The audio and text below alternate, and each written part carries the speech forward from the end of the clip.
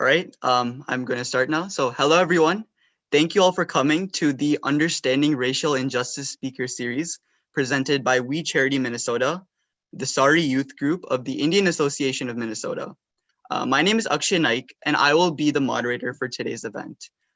Taking into consideration recent events as allies, our organizations believe it is important to educate our local community members about racial injustices amongst the Black and African American communities. The SAARI Youth Group, which stands for South Asians Against Racial Injustice, was created to find ways to engage our community to inform, educate, and advocate for social and racial changes in our society by leveraging IAM platform. Our purpose with this series of events is to educate ourselves on topics such as the civil rights movement, the Black Lives Matter movement, systemic and institutional racism, and ultimately on how to become an effective ally for all Black lives. This is the first of our four-part speaker series, and our topic today will be the history of the civil rights movement and its evolution into the BLM movement. Our guest speaker for tonight are Dr. Shimara Arki and Nautica Flowers. If you would like to ask a question to either speakers for the question answer session at the end, please do so by using the link in the chat. Without further ado, let us get into our first presentation for today's event. Our first esteemed speaker of the day is Dr. Shimara Arki. Dr. Shimara J. Arki identifies as an educator, an activist, and an organizer, currently serving as a professor in the Department of Pan-American Studies and as an interim director of the Center of Pan-African Culture, both at Kent State University. She is an intersectional feminist scholar with expert knowledge and skills to develop, implement, facilitate, and evaluate curricula that promote institutional equity, communication, and access for traditional marginalized students and families. Dr. Arki received a graduate certificate from Penn Equity Institute for doctoral studies from the Center of the Study of Race and Equity in Education at the University of Pennsylvania. Please welcome Dr. Shimara Arki. Hello, good evening. And thank you so much to Akshay and Sandhya and the team for putting this event together. Very excited to be here. Wanted to really just kind of start by saying thank you for creating this space. So I identify as a Black person, also as a person of color, and the space that is created here by the students and the community, these are the spaces that we need to get free. You'll hear me say the same, I have a few lines and you'll hear them over and over during my talk, and that's together is the only way that we will win.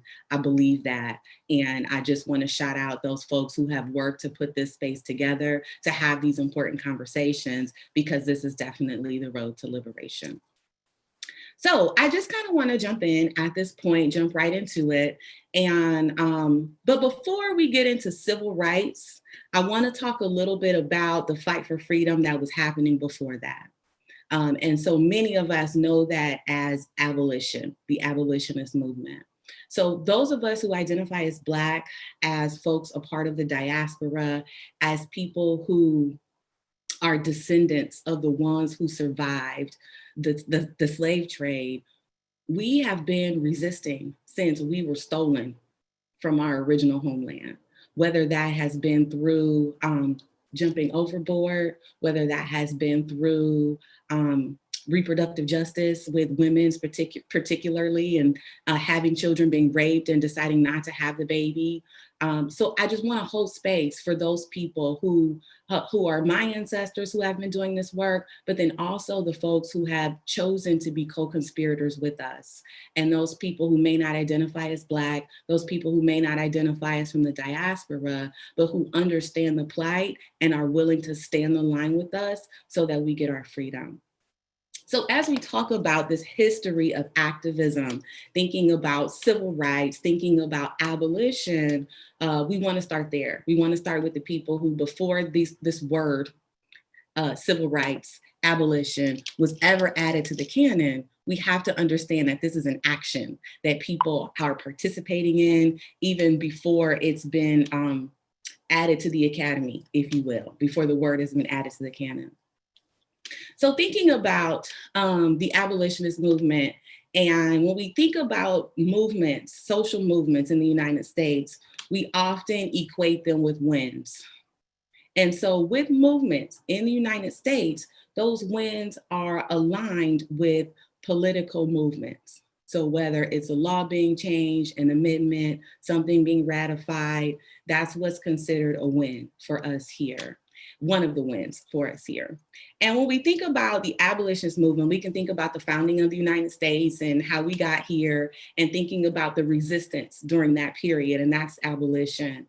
We see the 13th Amendment emerge. And that's the amendment that technically ends slavery. We know that it says unless for punishment of a crime. And we know the story around the 13th Amendment and how it still shows up today, even in 2020, through the prison industrial complex. But when we think about this particular movement, abolition, freedom, ending slavery, the 13th Amendment was kind of like this place where, oh, we've reached the success and we've reached this institutional success. And then it's kind of like, what now? So we can go back through history, and we can go back to the Back to Africa movement. We can talk about the work of Booker T. Washington and the Talented 10. We can talk about the work of Dr. W.E.B. Du Bois, who was a sociologist and a feminist, who really helped to tell the story of our people and to get our voices amplified and added to the canon. And from there, we can move into the civil rights movement that was really kind of came to light in the late 1940s. And I know I have a short period of time, so I'm skipping over lots of things in history, and I understand that. But I wanted to hold space for those folks who were fighting for civil rights long before civil rights was added to the canon. We were fighting for freedom. We were fighting to be a human being. We can go back to 1787, and with the 3/5 compromise, we weren't even considered human beings. So human beings can't have civil rights. So we have to have our humanity first. And it seems like today we're still fighting for the same thing, still fighting to be recognized as human, still fighting to be seen. But we look at the civil rights and we think about it in the sense from the names and the people and the stories that we hear very often. We hear about Dr. Martin Luther King Jr. We hear about Rosa Parks. We hear the stories of integration through the Little Rock Nine. We hear the stories of Brown versus the Board of Education. We hear stories about Ruby Bridges, particular people who were integrating schools. I'm an education scholar, so I have lots of education references for you. We think about things that happened as a part of the liberties that we have to have as people, as human beings, as citizens, quite frankly. So thinking about those things, and we're looking for equality. We're looking to be treated as everyone else. We're looking for people to see us as who we are and get the access to particular things in the community. One thing that I do want to talk a little bit about the civil rights movement that is part of that bridge, it starts to begin that bridge to Black Lives Matter, is thinking about young people and their role in the civil rights movement. We think about events like the sit-ins, the lunch counter sit-ins. Those were students. Those were high school and college students. And even if they weren't currently matriculating, they were student age. We think about the freedom rides, people who were able to get up and leave their habitat wherever they were living to go on a journey where many people lost their lives. Many people were left out, and they've chosen to go through this journey to fight for freedom. Some people, again, who identify as Black, but then a lot of the people who were involved in this movement were not. And I want to make that statement that at the face of this movement, we see these folks and we see them and we hear their stories, but it's really important that we understand that in this work, in these movements, there were so many people whose names and faces that we'll never know, but they're the ones who amplify the message, who keep the message going forward. Thinking about the sit-ins and the freedom rides, and I want to talk a little bit about the role of universities and campuses. So there is a term which I use in my research. It's called movement convergence. And movement convergence really speaks to that time at the end of the civil rights movement. So if we're looking past the freedom rides a little bit, we can see the March on Washington happening. We can see the church bombing in Birmingham with the 4 little girls. We can see this win that's emerging. We talked about these political wins. So we can see the Civil Rights Act of 64, which prohibits discrimination based on race, color, or national origin. So that's kind of the big win. When we hear about civil rights in our schools and our textbooks, that's what they tell us, is that was the win and then it was kind of over. But that wasn't really it. There became a bridge to the next movement. Just like we talked about the bridge from abolition to civil rights, it's not talked about as often, but it's there and it's necessary. And we've got to tell the truth about what's happening because it means that we are always resisting, whether the dominant narrative is listening, whether the media is listening, we resist. It's what we do. It's what we have to do to survive. So thinking about the emergence of student groups on campus, we see the Civil Rights Act is allowing us to be in places where we've never been invited to before, places that weren't built for us, places that weren't designed for us to win, we're then allowed to enter. And so this creates a space where we, as young people, as students, as people who want to learn, can come together and converge on these issues. So when I talk about movement convergence, it includes different movements. So it's like the anti-war movement, thinking about the second wave feminist movement, thinking about the movement to get ethnic studies on campus. Like I teach in the Department of Pan-African Studies, and I teach at Kent State University. And in 2019, we celebrated the 50th anniversary of May 4th. Those were the riots at the university for the anti-war protests, the anti-Vietnam protests. And out of that time, out of that energy, we had lots of different groups start, including the Black Students United group, the BUS group at Kent State that has been really active in establishing the Department for Pan-African Studies, building a building on campus that's named for the first Black person in the United States to get a PhD. So all of those things are really, really important when we talk about movement convergence. So that's happening at the end of the civil rights movement. So we see this big win, we see these laws passed, and then we also see the leader of the civil rights movement assassinated. So essentially, we're getting these wins, but then we're seeing things turn more violent. So we're supposed to be winning, but Malcolm X is assassinated. We have the march from Montgomery to Selma, which is known as Bloody Sunday. We have a local, not a local legislator, but a legislator, John Lewis, who was a part of that, who tells the story often from his legislative space in the House. Then we actually see the Voting Rights Act of 1965 passed, and then Dr. King was assassinated. And so this happens in a very short period of time. Like we're thinking 20 years with the civil rights movement, but all of these things happen in an 18 to 24 month period. So we've reached this crescendo, it seems. But then the folks who helped us get there, the folks who were the most notable, they've been taken away from us by the same institution that has given us these laws. So we begin to see a shift. We begin to see a shift in leaders. In the civil rights movement, there was often this one person who was determined to be the leader and to speak for the group. After King is assassinated, and at the beginning of the 1970s and the next movement, which is the Black Power movement, we see people taking the same energy and implementing it into their everyday lives. We can remember seeing Tommie Smith and John Carlos. These are two Olympians in 1968. And when they actually won, they chose to raise their fists as a sign of Black power. So that's the agency that we're beginning to see because our world is beginning to shift. So if we think about the other things that were happening in that time period in the socio-political context, people had more agency, people had more access to share their own views and a platform where other folks will listen to them. People began to see themselves as heirs to the work of Malcolm X and the work of Dr. King, and continue in this Black radical tradition.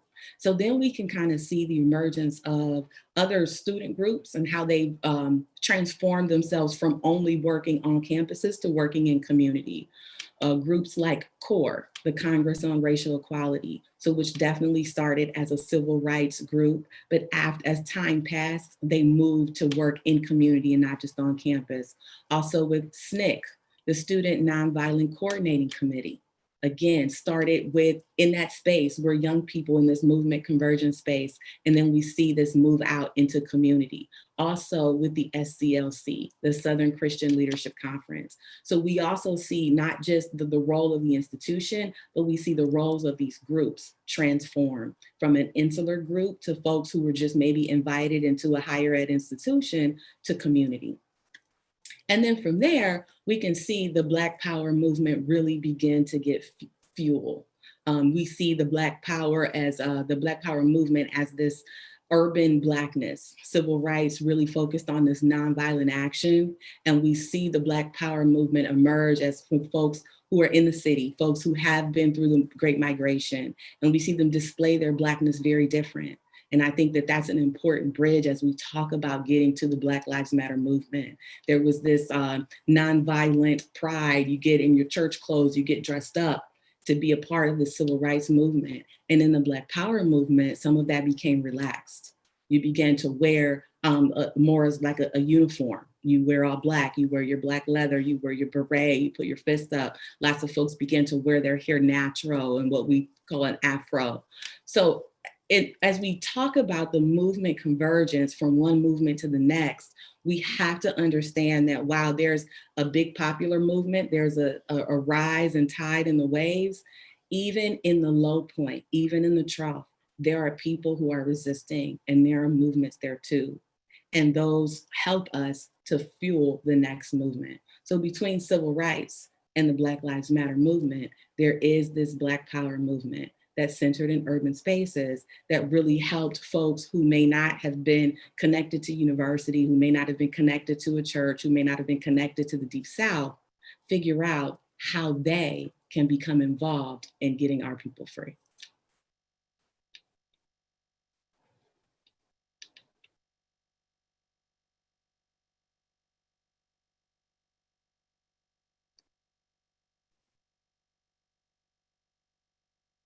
Thank you so much, Dr. Arki, for such an educational presentation. We realize that the civil rights movement is a very complex movement that can't really be summarized in 15 minutes, but thank you so much for giving us such an insightful presentation in such a short period of time. Before I move on, I would like to first talk about an organization called the Sankofa Circle. The Sankofa Circle is an organization that supports folks who want to make a change in their community. Please consider donating to this organization, as this organization is very dear to Dr. Arki's heart.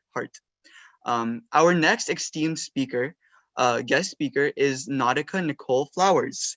Nautica is a student activist here in Minneapolis. She is currently advocating for a change in administration at Egan High School.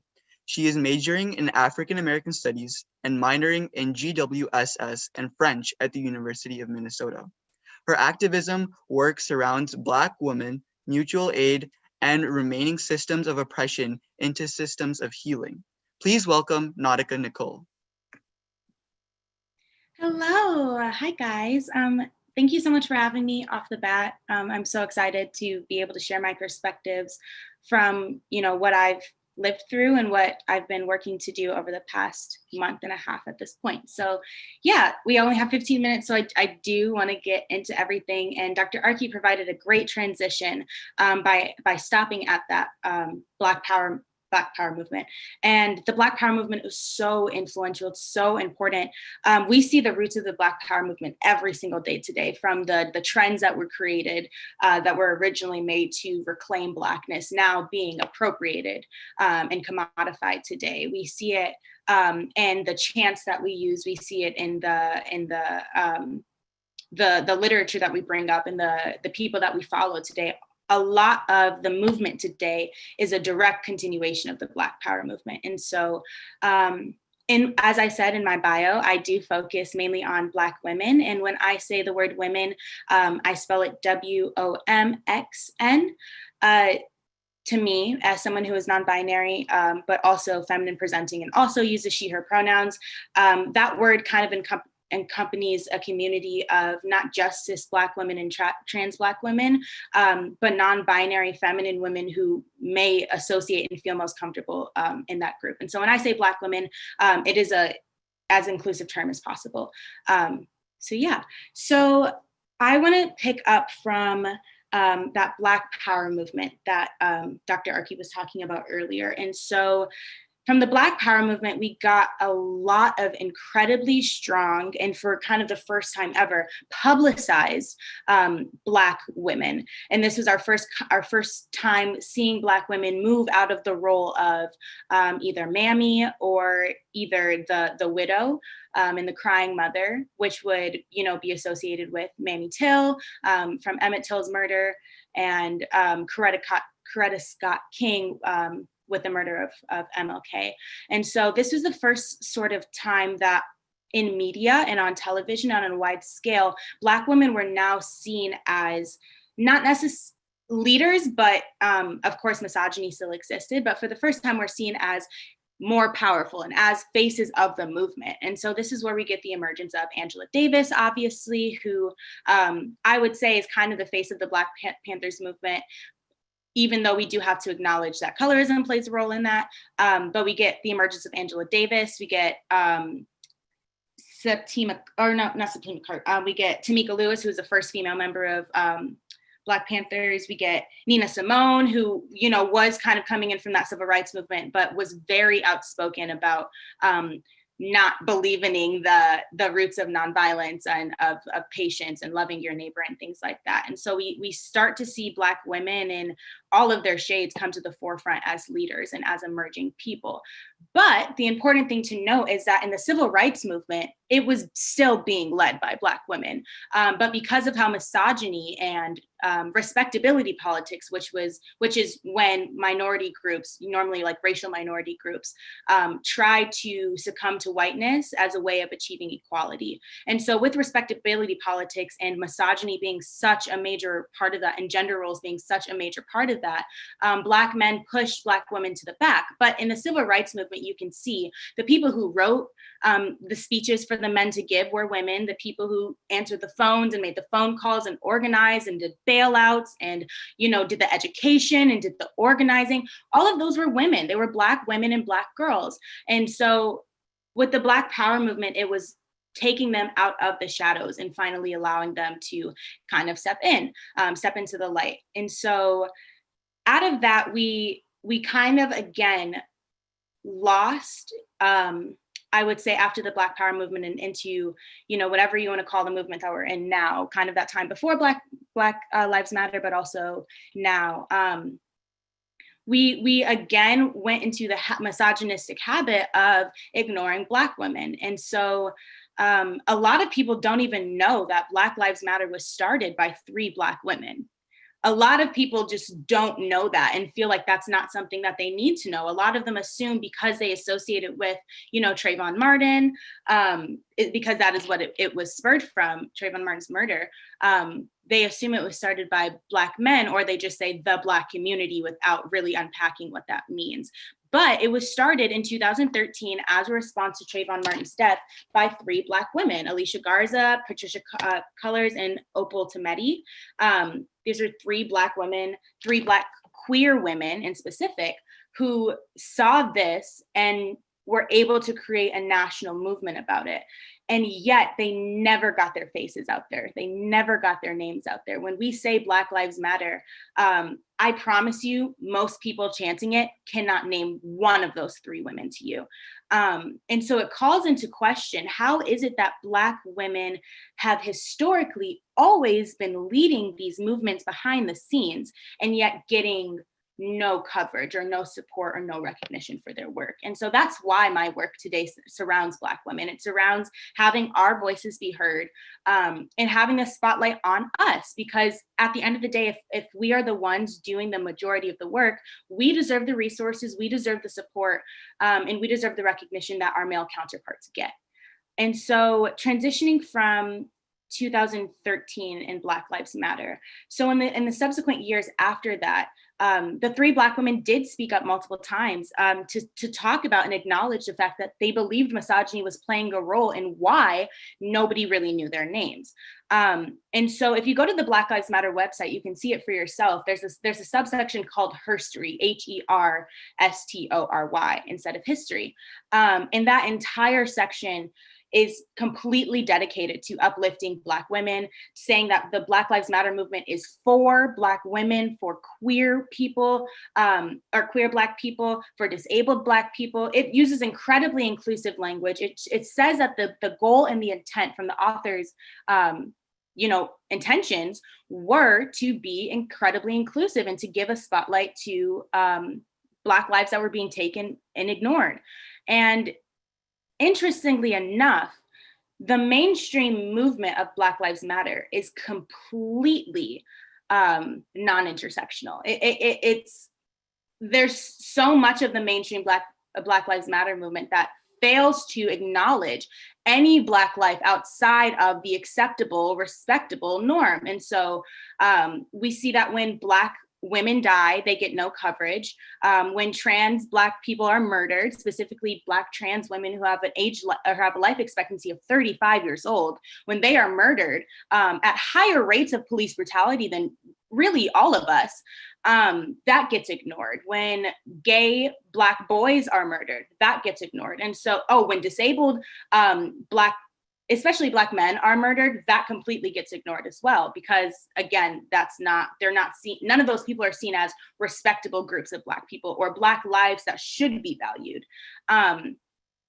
And so from that 2013 point on, as the three Black women of Black Lives Matter are not really getting any coverage, a movement emerges again. In 2015, we get the hashtag Say Her Name. And so that comes out of a lot of things. It specifically has roots in the murders of Black trans women again, who in that year were being murdered at rates that were, it was an epidemic. Like, Black trans women were being murdered at rates that were unacceptable and nobody was paying attention to it. And so it comes out of those names who were not being given light in the Black Lives Matter movement. And it also comes out of the murder of Sandra Bland, who did die by police brutality as well. And so that hashtag is started by Black women again. And it's so loved and so uplifted by Black women. And it's really only used by Black women. And so the Black Lives Matter crowd, the more mainstream crowd, has really no interaction or no clue that this hashtag exists from 2015 and kind of onward. But that was again started by, it was started by the African American Policy Forum. And specifically that group was created by Kimberl Crenshaw, who you might remember, like, her name might sound familiar to you because she's the person who created the word intersectionality. And so if you take the roots of Kimberl Crenshaw in creating the word intersectionality, it's all about looking at the intersections of identity. It's all about saying nobody is just Black, right? Nobody is just Black. We are all more than that. Nobody is just a woman, right? Nobody is just straight. It's all these intersections of our identities, and standing in the middle of those intersections and recognizing and working from within them, instead of from outside of them with just these vague, broad, uninclusive terms of just Black or just woman or just X, Y, and Z. And so that in 2015 onwards with the hashtag Say Her Name movement, it again isn't really picking up steam in mainstream media. It's never really trending. Black Lives Matter is still being almost completely dominated by the murders and deaths of Black boys and Black men, which are important and will never not be important. But the fact that those are the only people getting marches and getting coverage and getting responses and getting legislation made in response to them is a problem rooted in misogyny, but specifically in misogynoir, which is specifically misogyny against Black women. And so from 2015, and I would say into 2020, we again see 5 years in which Black women are leading the movements and are leading online, especially online platforms and movements, but specifically in 2020 in the response to the George Floyd rebellion, in the revolution that we are literally all living in right now at this moment, in Minneapolis especially. I have been asking the question, I think we all have to ask the question of where do Black women fit in? If Black women are the ones that are leading, if Black women is the one that are educating, they're organizing, they're quite honestly acting as the government in a lot of cases with, mutual aid and with getting supplies to people, opening stores, opening nonprofits, things like that. They're literally stepping in as the government. Where do Black women actually fit in within the movement and actually fit in within people's center? Because even as they are very clearly leading the movement that we see, especially in Minneapolis today, there's still absolutely no equitable coverage and equitable care of the Black women's lives that are being taken in these moments. And so since George Floyd, we had Oluwatoyin, a 19-year-old Black girl who was killed and who was murdered, and nobody said her name. We had Ayanna, I don't remember Ayanna's name, but a young Black trans woman as well in her 20s who was jumped. We had a Black woman named Destiny, who was a homeless woman who was filmed being brutalized on camera and thrown into a trash can by a group of other Black boys. And she got no coverage, she got no attention. And so we're literally living every day in this revolution being led by Black women and still ignoring the harms that are done to them.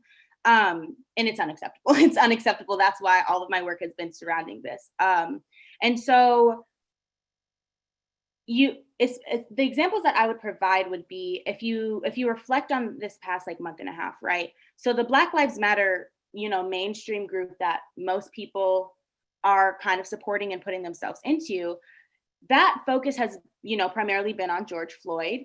But even as quickly as Elijah McClain becoming a face of the movement now, and other Black men whose lives did matter and do matter, they are still being the faces of Black Lives Matter, which continues this trend from 2013 on.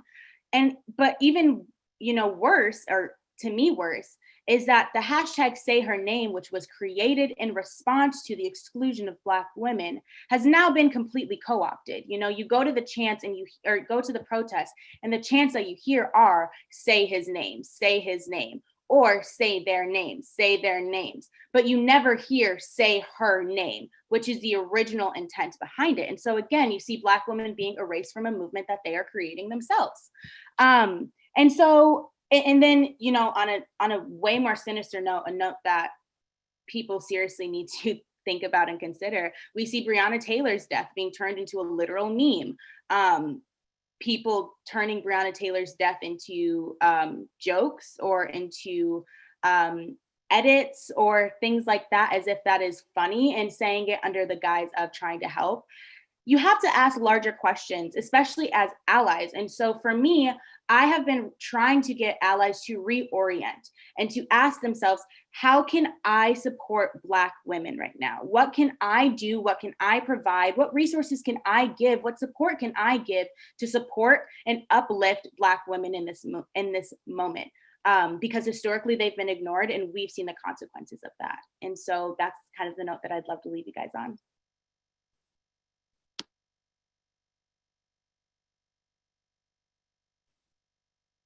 Thank you so much, Nautica, for such an inspirational and educational speech. I think we all can take away something from what you said and kind of reflect on how we perceive the Black Lives Matter movement and incorporate these marginalized groups as well, and not just focusing on Black men and Black boys. So thank you so much. I would like to again shout out, please consider donating to Nautica's Venmo, as she does amazing selfless work for the community. Our next segment will be a panel style discussion where we will be answering the questions that you've been submitting through the form. Again, please feel free to continue asking questions while this is going on. And we'll be using these questions to ask to either Nautica or Dr. Arki or both, or we will be asking the questions to specific people as the questions come in. So let's begin. Our first question is for Dr. Arki, and it is the question as follows. I would love Dr. Arki to suggest a few books that she finds influential for someone who wishes to understand systemic and systemic racism in contemporary US. Okay. Sure. I can give you a couple of books. I will say that I'm gonna drop some books here, and they are going to be very focused on education. Or shout out to Nautica, you did amazing. You're so amazing. Oh my God. Or Black women, because you know that's my research focus too. But one that I want to start with is one that it's not on any of these lists. You know, so there's this list on the New York Times about books you should read, and I know White Fragility is one. I'm not going to recommend that book to you.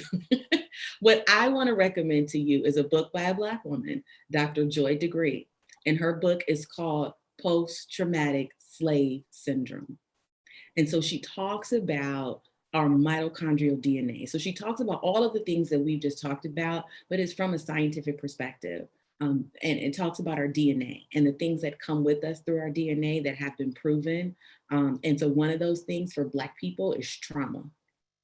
Trauma travels through our DNA. And so that's her research. And I just want to shout this out. There's more than trauma that travels through that DNA. It's called cultural memory. We need another science scholar to come and get it together. I'm not a science scholar, but it's there for y'all scientists. Another book that I want to include is a book actually by Angela Davis, who Nautica talked about, and it's called Freedom is a Constant Struggle. And so that book is an anthology, and it includes lots of voices from not just Black people, but activists who are talking about liberation from a variety of systemic points. We talk about freedom, and right now the BLM movement is really focused on justice and defunding the police. But as Nautica told us, there's intersectionality. And so there are Black people in every system. And so racism, white privilege, oppression, discrimination shows up everywhere. So if we really want to eradicate it, if we really believe that Black lives matter, we have to look at it from a systemic perspective. So thinking about that book, Freedom is a Constant Struggle by Angela Davis. And then I do want to shout out this other book that's sitting right here on my desk. I got a couple that are sitting here. And this is another anthology, and it's edited by Angela Davis. I know you can't see it, but it's called If They Come in the Morning, Voices of Resistance. So again, this is including people who have dedicated their lives to being on the line. The book opens with a letter from James Baldwin to Angela Davis, dated November 19th, 1970. And the end of the letter says that, for if they take you in the morning, they will be coming for us that night. And so this is the sentiment that we have, and this is the sentiment that we definitely want to share around our history of liberation. Thank you so much, Dr. Arki. Our next question is for Nautica, and the question is as follows. In your activism, how much backlash have you faced, and how have you dealt with it?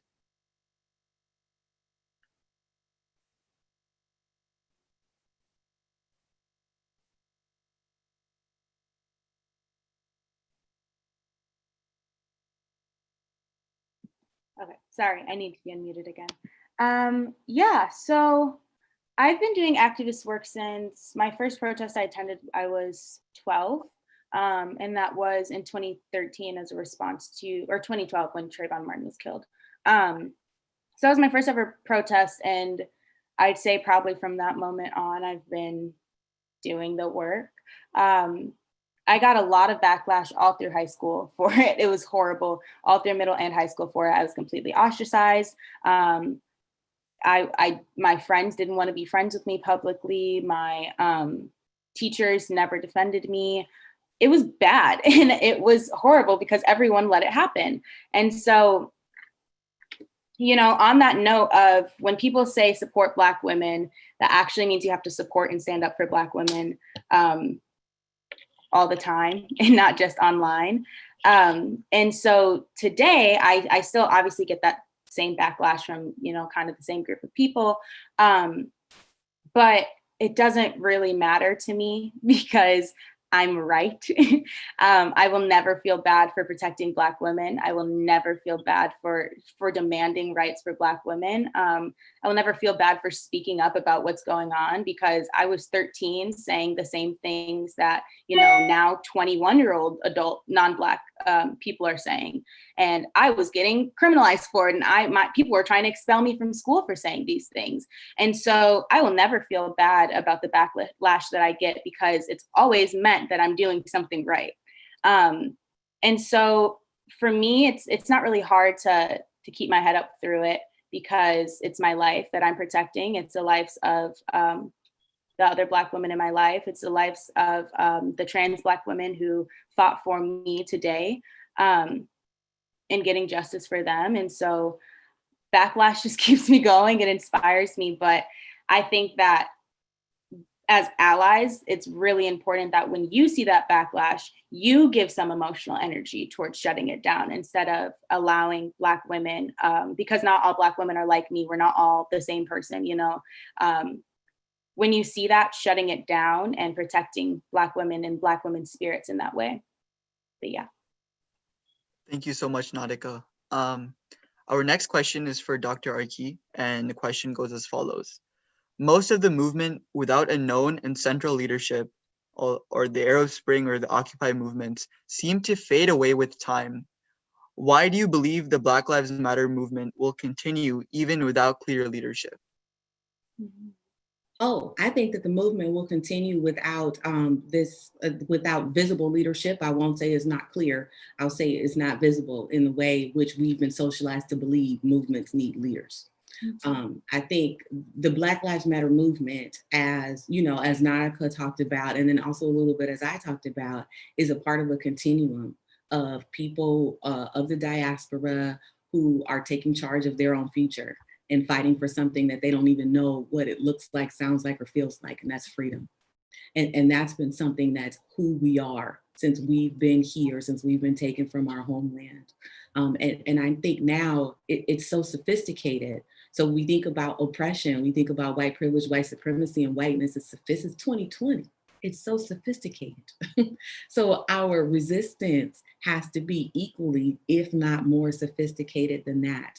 And so it's about not necessarily what we can do, how many people we can convene in DC, but it's about what are we doing each and every day in my vernacular. How do I know? How am I showing the people who I talk to in the store, in my community, in my neighborhood, that Black Lives Matter? How am I showing the people that I work with? If I am in a position of power in my employer, how are my policies and procedures reflecting that Black Lives Matter? So those are the leaders that we need. We need 13-year-olds who can stand and say, Black Lives Matter. That's the leadership that we need in this movement in order for it to continue, so that when people look back on it, they won't say things like, it died. It never dies. Our liberation never dies. It's just not always picked up by mainstream media. Yeah. So we've got to understand who's telling the story and what version of the story they're telling and who it benefits. Thank you so much, Dr. Arki. Our next question is targeted towards both of you. So either both of you can answer or one of you. The question is as follows. What are the most important things that we can take away from the civil rights movement and Black history in continuing our fight against injustices today? I would say these movements lasted for years at a time, like nothing in the civil rights movement was a hashtag that trended for a day and then went away. Nothing in the civil rights movement was one protest or one march and then sitting down for weeks after. That's not how it worked. It was every single day. And like Dr. Arki just said, in the ways that they behaved and in the ways that allies behaved, that got these policies passed and got this culture shifted. It wasn't something that any of these leaders said, hey, I'm going to wake up today and just decide I care about this. It was something that they were willing to die for. It was something that they were willing to, to spend their entire lives fighting for. And our generation especially has to have that at the focus. Our generation, I hate critiquing my own generation because I know I sound like an older person who doesn't, see where we're coming from, but I really do. And I get that in the way that we were raised, it's literally not our fault. In the way that we were raised with, so much high speed, in your face, 24-hour news cycle, things like that were out of our control. It's completely natural that we almost not lose interest, but are desensitized by the next morning to the brutality of yesterday. And we have to use that to fuel us every single day to keep fighting and to keep pushing, because they're relying on us giving up. There's a lot of movements in the past decade, yes, but 5 years, honestly, in which young activists have started them and then they've dwindled away. And so they're almost relying on that pattern to keep continuing. And so by proving them wrong, the way that I would say Minneapolis is doing, the way that the revolution has not stopped at all in Minneapolis. This isn't something that they were expecting. This isn't what they were planning for. And so knowing that you have to be ready and willing to do this every single day, especially as an ally, you have to be willing to carry the load that Black women and Black people in general are carrying on their backs when they get tired. We have to have someone there to hand off the load to, and so being there and showing up and every day asking and every day giving as much as you can, and every day remembering that you wouldn't be where you were today without Black people's sacrifice and without the civil rights movement and without the Black Power movement. None of our civil rights would exist in the same way without the work that Black trans women did and Black people in general did. And so waking up, reminding yourself that if you need to, and showing up, that's how these movements last. Awesome. I don't have much to add to that. I think what we can learn is that everyone has a role. Mm-hmm. That's what we can learn from all of these movements, from abolition to Black Lives Matter, and outside of that, in other places other than the United States. Fannie Lou Hamer told us, none of us is free until all of us are free. There's something that you can do. And your role is not like everyone else's role. Your role may not to be on the mic. You may drive the van. You may be the person who's answering the phone when, the folks at the protest are putting the number on their arm, right? Maybe your role is to cut a check. We need those people too. We need those people who can finance the movement. But it's whatever it is that you have to give, we need it. That's what I think that we can learn from these movements, is they wouldn't happen unless everybody made a conscious decision to say, this is what I'm doing to help the movement today. Thank you so much, Nautica and Dr. Arki.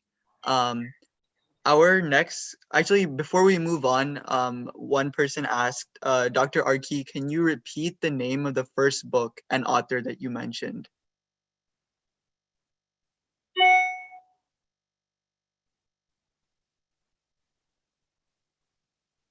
It was Dr. Joy DeGruy, Joydegruy.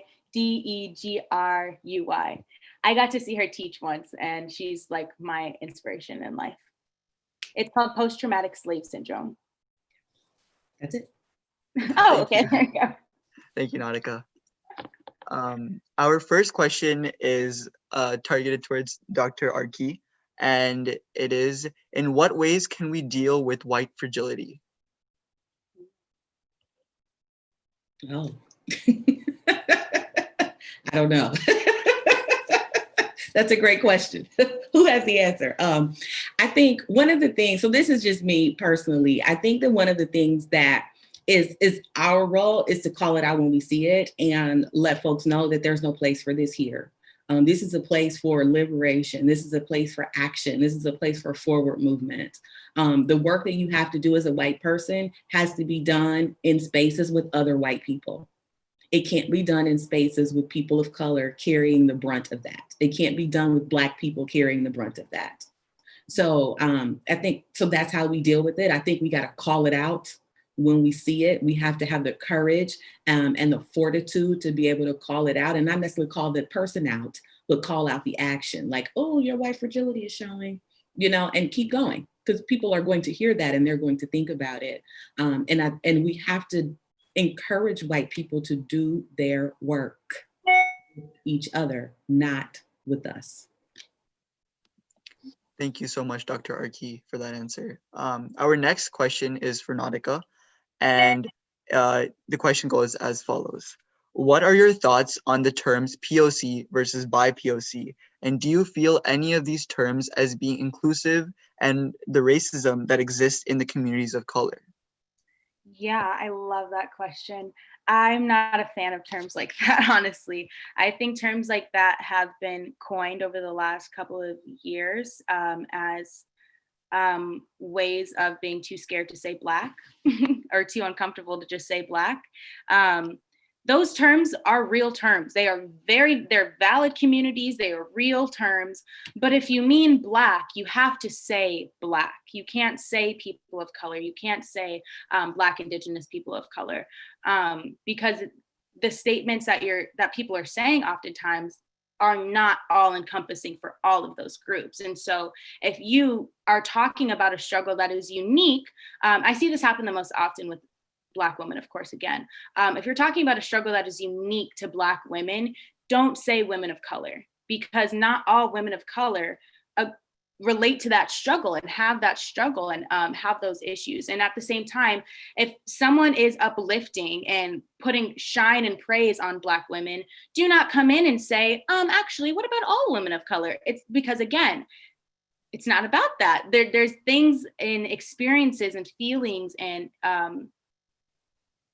quite like aesthetics and physical things about Black women that not all women of color have, and so I think terms like that are great. I love, or the term specifically Black Indigenous people of color, because I would say that there's struggles attached to the physical United States that Black and Indigenous people share and are very unique to Black and Indigenous people, and also that encompasses Indigenous Mexican people as well. And so I love that. I like that one when it applies again. But yeah, those terms words have meanings. Words have meaning, and Black has a meaning, and Black has a place, and Black is okay to say as well. So, thank you, Nautica. Our next question is targeted for both of you, and the question is as follows.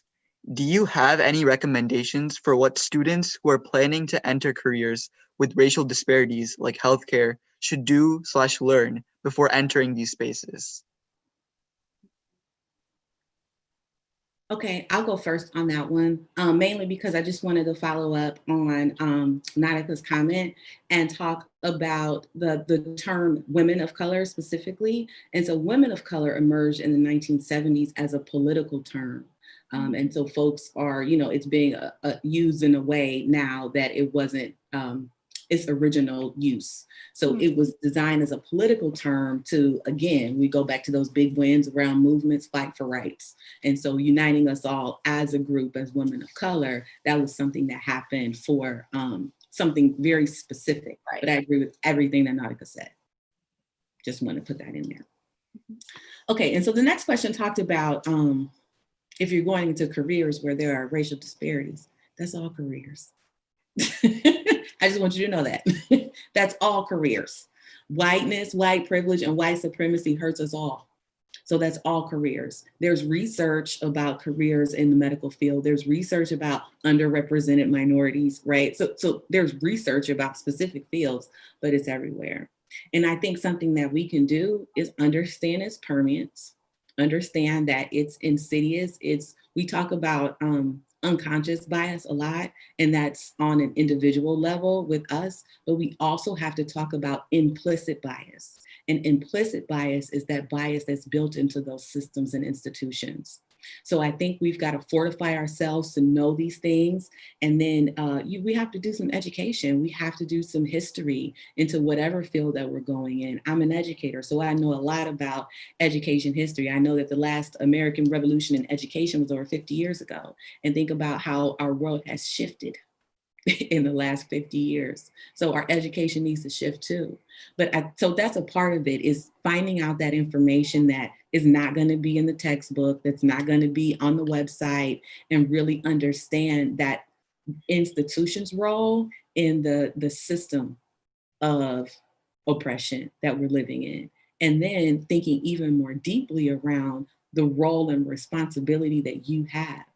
So thinking about with some of my work, I've put together this chart that has you list your identities, your social identities. Then you list your responsibilities, but you also list your primary ones and your secondary ones, because we know that as non-white people in the United States, there is a call for us to do a little bit more than what's written on that paper. We know that we have to work harder in order to get our spot. And that's not just for Black people. That's the way that the United States was made, for people who don't identify as white and cannot pass. So it's an amalgamation of knowing all of those things. Sometimes I call that doing your own work. So knowing who you are, understanding where your identity intersects, and how can you negotiate those identities to get liberation for your people. That will look a lot different if you're in the medical field, or if you're in the legal field, or if you're in the education field. But if your bottom line is liberation, and you understand that my liberation is connected to yours, then that's how we win together. And adding on top of that too, I think it's also vital and necessary that when you enter whatever field that you enter, that you immediately search for and give tribute to the Black people that created that field, because the history of almost all of these things does date back to Africa, and in America does date back to the labor or the trauma or the stolen work and accomplishments of Black people, and again, Black women. And so if you enter a field such as gynecology, you absolutely better know the trauma that was done to Black women for that field to be created. If you go into tech, if you go into really any kind of technology, you absolutely better know the Black women whose inventions were stolen by white men to create these things. I think it really starts as simple as that as well.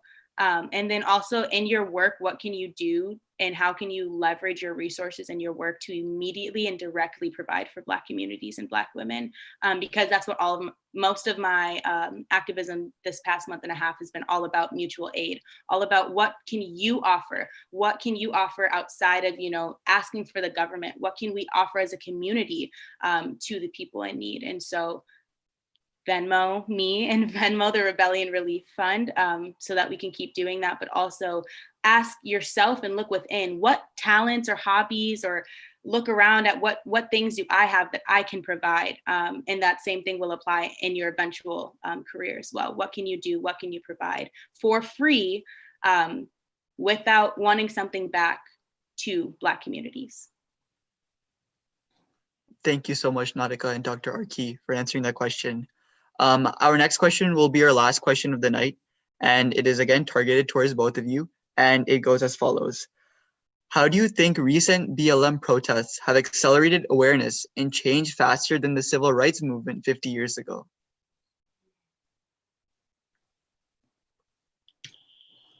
Okay, I'll take that one. I think it goes back to what we were talking about a little bit before, is that our world is very sophisticated. Information travels quickly, and this is information and it's traveling.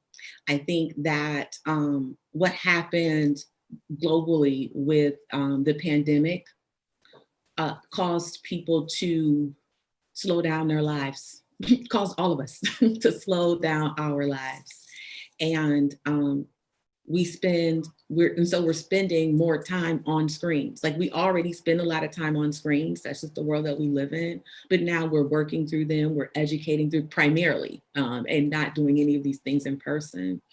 And so our attention was already kind of captured in this way. And we had been hearing the statistics around COVID that had made the national news, the statistics around the violence that people who identify in AAPI communities were experiencing. Like, we experienced that right here in Cleveland.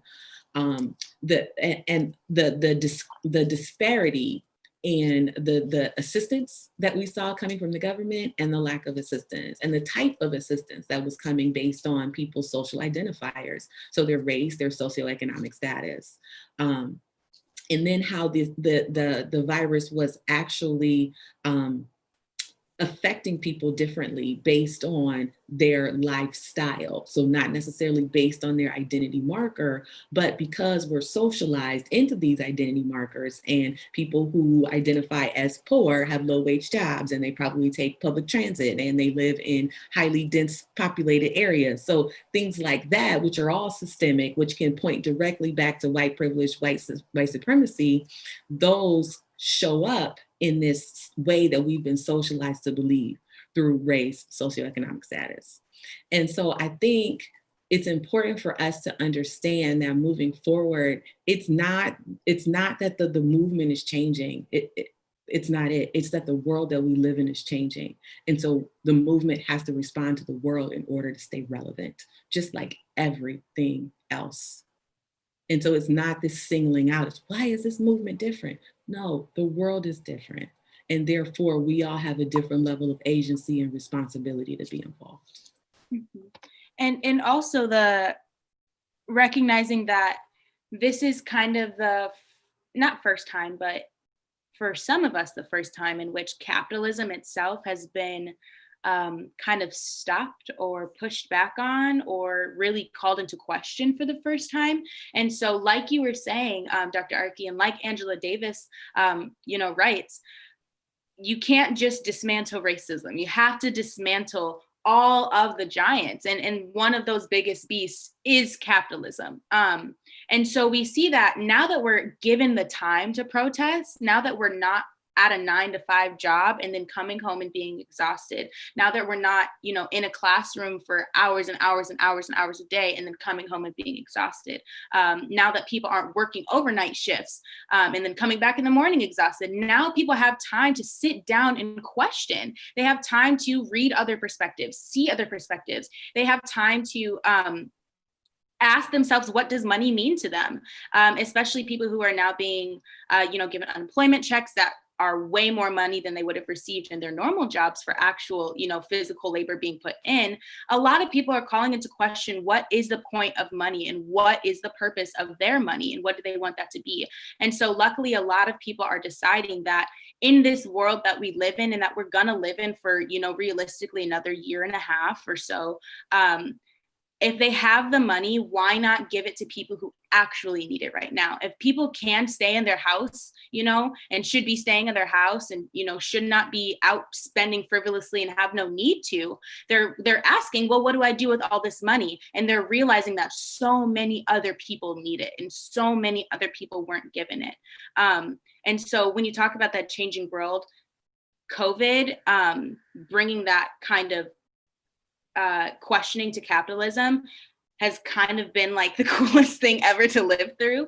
And then at the same time, COVID itself kept people inside. It kept people building up that anxious energy as they're attached to their phones. And so as soon as they were, given an excuse to a real reason to go leave and to go fight, they were ready. They were inside their house for months. Of course they were going to go fight. COVID stopped us from seeing our friends and stopped us from building community. And so now we see so many events being popping up and things like that center community and give people the chance to reconnect in a way that COVID stopped them from. And on a level for Black women, there's been a movement that I think a lot of people haven't even been seeing, a subsection of the movement specifically for Black women that is all about mutual aid, all about supporting each other, all about healing, all about, in Minnesota especially, coming from all the different white suburbias of Minnesota and meeting as Black women. And so things like that are a direct response of our changing world. And it's not necessarily that one movement is better than the other or is doing better things than the other. It's just that we have different people now, we have different systems now, we are in a completely different world and we're in the middle of a pandemic. So it was due time. It was due time, honestly. Thank you so much, Dr. Arki and Nautica, for answering that question. And on that note, I would like to thank all of you for submitting your questions on Google Forms. We realized that we didn't answer all of the questions. However, we encourage all of you to seek the answers to your own questions if it wasn't answered. We would like to end tonight with some thank yous and some calls to action. To start off, we would like to thank everyone in IAM, the SAARI Youth Group, and We Charity Minnesota who helped us organize the event. Next, and most importantly, we would like to thank our esteemed speakers, Dr. Shamara Arki and Nautica Flowers, for taking time out of your busy schedules to educate us on such a vital topic. Last but definitely not least, we would like to thank all of you for attending this event. We really hope you were able to take away something from this event, and we will be having 3 more events like this on different topics, and we really hope all of you can make those as well. Next week, we will be having Dr. Nikema Levy-Armstrong and Josh Crossan speaking about institutional and covert racism in our society today. This speaker series will take place at 7 p.m. Central Time on the same Zoom link. Thank you, everyone, and have a great rest of your night.